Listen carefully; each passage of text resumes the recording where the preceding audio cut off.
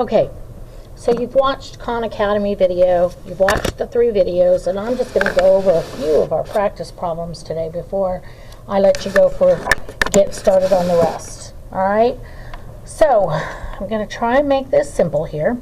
Number 1 on your practice says k squared is equal to 76. So you need to break apart the square. All right, so essentially, how do you break apart a square? The opposite of squaring is taking the square root. So we're just going to take the square root of k and the square root of 76, and we're going to get k is equal to, now remember, when you take the square root, you no longer just think you get a positive number. So you're in algebra now. This is not 8th grade math. When you square root something, you could possibly have the plus or minus square root of 76. Now, if I wanted to work this out and look to see what the square root of 76 is, all I'd have to do, put in my calculator, hit second square root 76, and I would have, and let's round this to the, I don't know, nearest, let's go to the nearest 100th. So that would be k is equal to plus or minus 8.72, rounded. Now, at this point, if you are not having anything other than the square root on this side, there's nothing else on this side, I don't mind if you leave the equation just like that. You don't have to do this. So k is equal to plus or minus the square root of 76 would be perfectly acceptable. You need to make sure you have your plus or minus sign and you have the square root. So I'm going to go on here a little bit. I'm going to look at number 6. Okay, number 6, I've got 2n squared is equal to negative 144. Okay, so I'm going to get this to be just n squared. I want to isolate that n squared, so I'm going to divide both sides by 2. I end up with n squared is equal to negative 72. Okay, and we're going to break apart that square, so we're going to break apart this, and we're going to, the n squared, we're going to get n, and I'm going to take the square root of negative 172, so second square root, negative 72, get out of the square root, make sure you arrow out, and hit enter. What happened? It says error, non-real answer. Okay? You cannot find the square root of a negative number because there is no way anytime you take a number and square it. All right, and remember I said in our calculator, when you square something, you must always put it in parentheses, because what does a positive times a positive, if it's itself, let's say it's a 5 times 5 or 5 squared, what does that give you?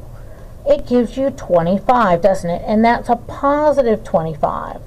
All right, so if I wanted to break that apart, I would just take the square root of both, and I would get, let's see here. If I have, remember, squaring something means you are multiplying it times itself. So negative 5 times negative 5, I have to do a negative times a negative then.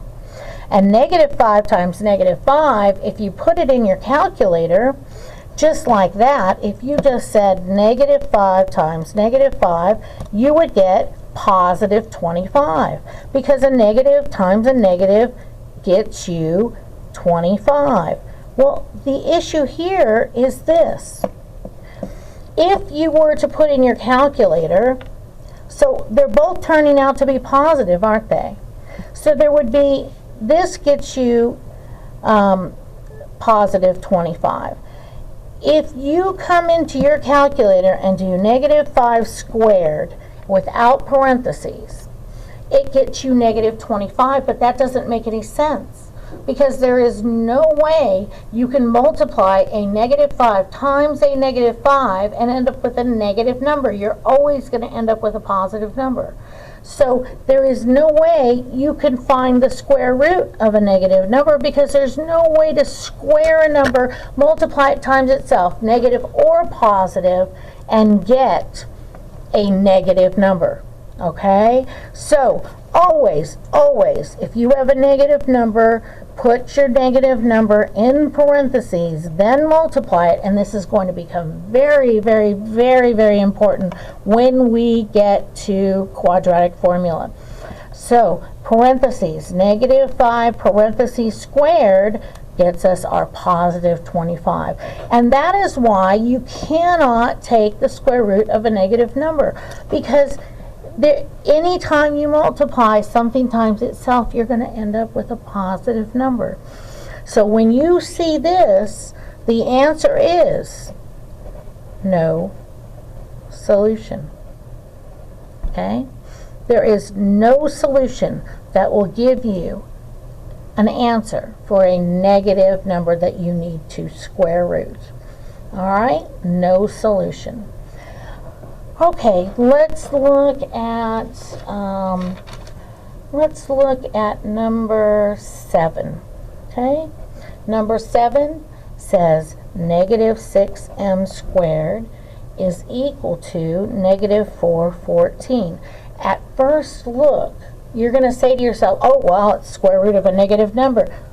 But be careful, okay?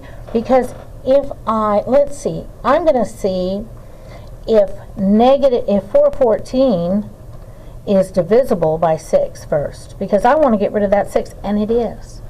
So when I divide this side by -6, and I divide this side by -6, I'm going to end up with m squared is equal to a -414 divided by a -6. Put that in your calculator, and you get a positive 69.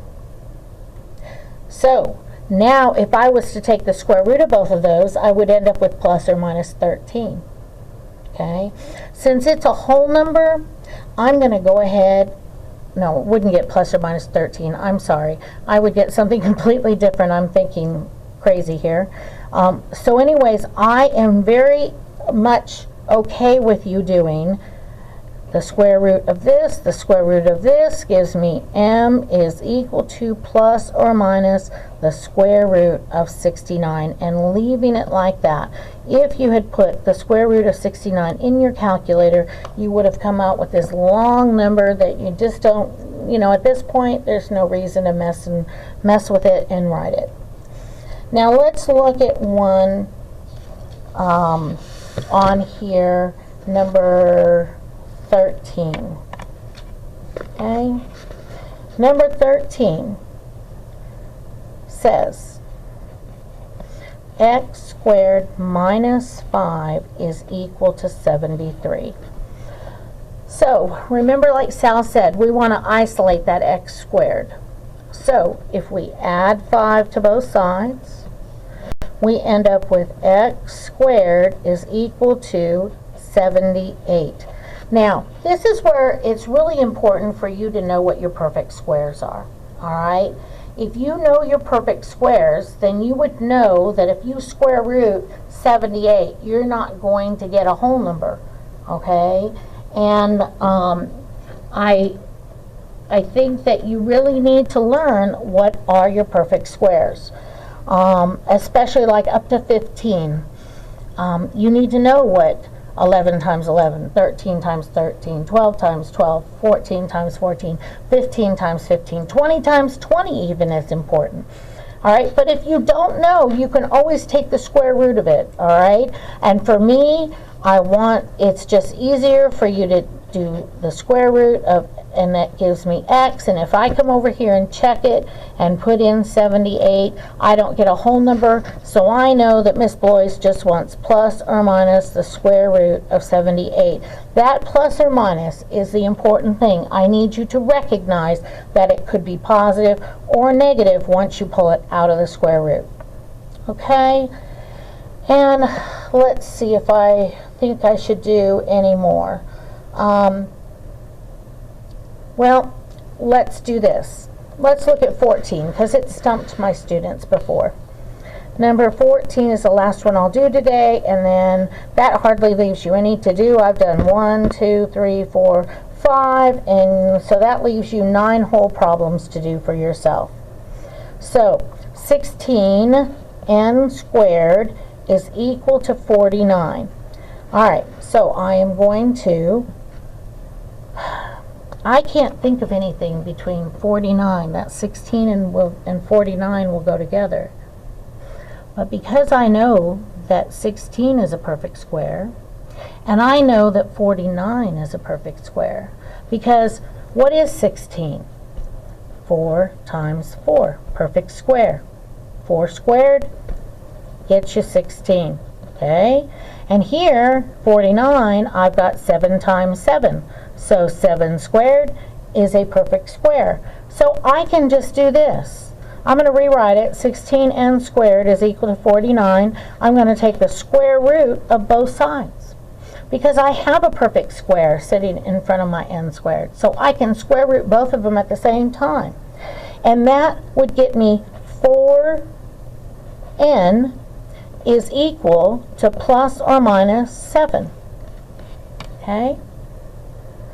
So now when I do that, I'm going to do divided by 4, divided by 4. And the reason we don't put the plus or minus on this side is because we have a variable attached to it. Okay? That's why we don't do it there. So we're going to divide by 4. So I have n is equal to plus or minus 7 divided by 4. Well, you could leave it just like that, but some of you just love those decimals. I think it's easier just to leave it like that. You could go out to plus or minus 1.75. Up to you. I will take either answer is acceptable. And that's probably enough. You have 9 problems for today. This is due Monday, and we are having a consistent problem with people turning in their work on time in this class. So effective Monday, you do not turn in the work that is due that day, I am back to the 25% off. And the second day, it becomes a 0. So you turn it in 1 day late, it's 25% off. 2 days late, and it is a 0. Your work, showing your work, must be attached to your worksheet. If you do not attach your work to the worksheet, it's an automatic 50 minus whatever else you get wrong. Okay? I'm sorry to have to be this way, but I have asked. You need to make this class a priority, and some of you are not even attempting to do that. So, you know, we all have an emergency come up every once in a while. I'm willing to listen to those. So if you have one of those situations come up, that's fine. You need to let me know. But in the future, I just want you to know we're going back to the 1 day late, 25% off, 2 days late, it's a 0. All right, and you have a great weekend.